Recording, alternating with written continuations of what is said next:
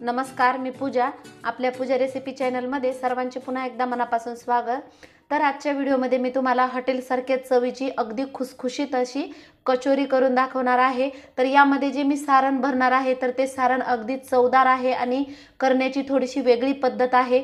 तर आपल्याला हॉटेलसारखे पदार्थ सेम घरच्या घरी जर करता आले तर आपल्याला हॉटेलमध्ये खायला जाण्याची गरज नाही. तर मग आता वेळ न घालवता आपण ही कचोरी कशी बनवायची हे लगेचच पाहूयात. पण अजूनपर्यंत तुम्ही आपल्या पूजा रेसिपी चॅनलला सबस्क्राईब केलं नसेल तर लवकरात लवकर सबस्क्राईब करून साईडच्या घंटी या चिन्हाचे बटन प्रेस करा, म्हणजे तुम्हाला अशाच साध्या सोप्या पद्धतीने बनवलेल्या रेसिपीचे व्हिडिओ लगेचच मिळतील. तर मग आता सुरुवात करूयात. कचोरीला लागणारा जिन्नस हे मी तुम्हाला दाखवत नाही, व्हिडिओ लांब होईल त्यासाठी. तर या ठिकाणी मी अर्धा किलो मैद्याची कचोरी बनवणार आहे. तर त्यासाठी हा मैदा व्यवस्थित चाळून घेतलेला आहे.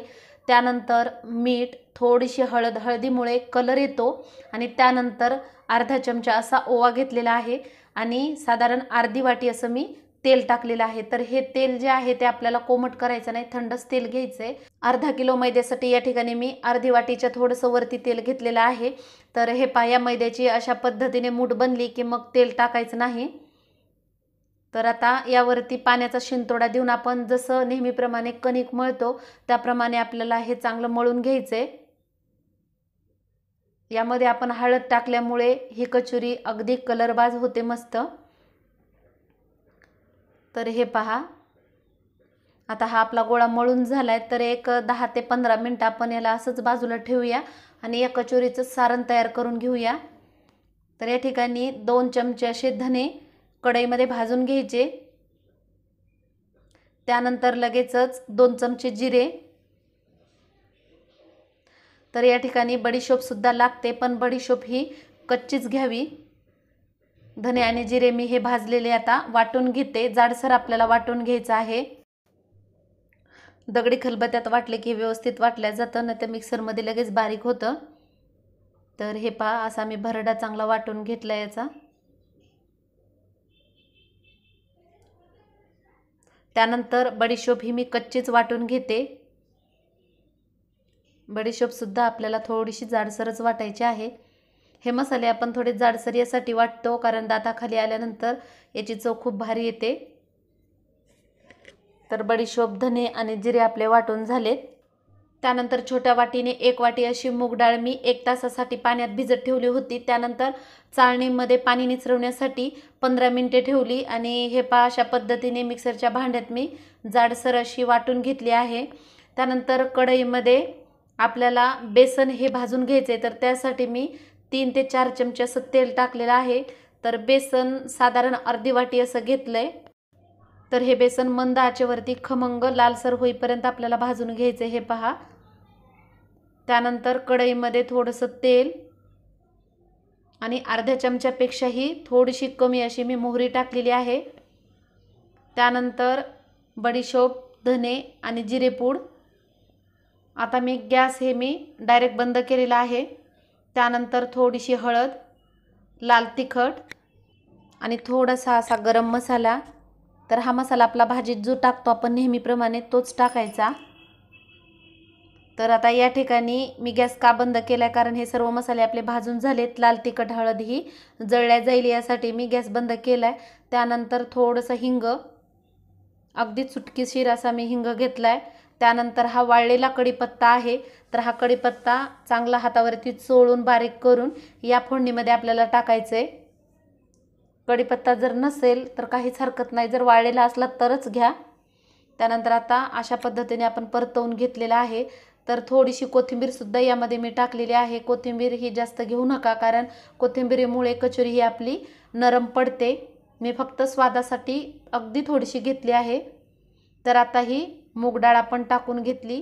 आता यामध्ये मी अगदी चुटकीभर असं लिंबू सत्व आणि अर्धा चमच्यापेक्षाही कमी अशी साखर टाकली आहे. साखर आणि लिंबू सत्वाने हे सारण अगदी चवदार होतं आणि कचोरी अगदी टेस्टी लागते. तुम्ही एकदा घरी ट्राय करून पहा. जर लिंबू सत्व नसेल तर 2-3 थेंब लिंबाचा रस टाका. आता मी गॅस चालू केलेला आहे आणि साधारण 2 मिनिटे आपल्याला कंटिन्यू असंच हे परतवून घ्यायचं आहे, कारण आपली मूग डाळ ही कच्ची आहे. तर याला अशा पद्धतीने परतवल्यानंतर ती चांगली शिजल्या जाते. तर हे पहा, 2 मिनिटानंतर आपलं हे सारण आता तयार आहे. तर लगेचच आपण कचोरी बनवायला घेऊयात. 15 मिनिटे चांगलं आपलं हे पीठ मऊ झालंय। तर हे पहा, आपल्याला जेवढ्या आकाराची कचोरी करायची आहे तेवढ्या आकाराचा गोळा घ्यायचा। हॉटेलमध्ये खूपच मोठी असते, पण आपल्या घरगुती ज्या कचोऱ्या आहेत ते थोड्याशा लहानच घ्यायच्या।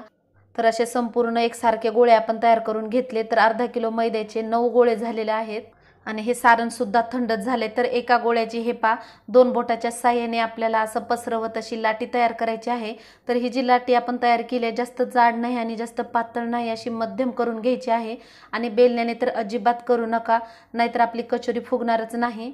फक्त आपल्याला कचोरी करते वेळेस या ठिकाणी अजिबात घाई करायची नाही, एकदम व्यवस्थित सारण भरून घ्यायचं। तर हे सारण किती भरायचं, तर अगदी थोडंसं नाही आणि अगदी जास्तही नाही, मध्यम असं गोळा घ्यायचा सारणाचा आणि यामध्ये मोदकासारखं हे भरून वरचं जे तोंड आहे ते व्यवस्थित बंद करायचं, म्हणजे ही फुटणार नाही।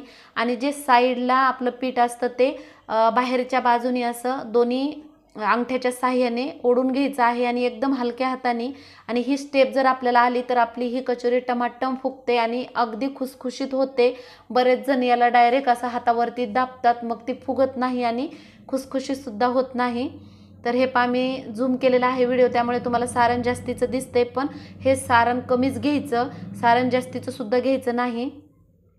तर हे पहा, तुम्ही पाहू शकता व्हिडिओमध्ये, याचं तोंड असं बंद करायचं म्हणजे ही कचोरी फुटणार नाही। आणि हलक्या हाताने दाबल्यानंतर जे हे बाहेरचा भाग आहे पिठाचा तो दोन्ही अंगठ्याच्या साहाय्याने ओढायचा एकदम हलक्या हाताने। तर आपण सर्व अशा पद्धतीने कचोऱ्या करून घेऊयात।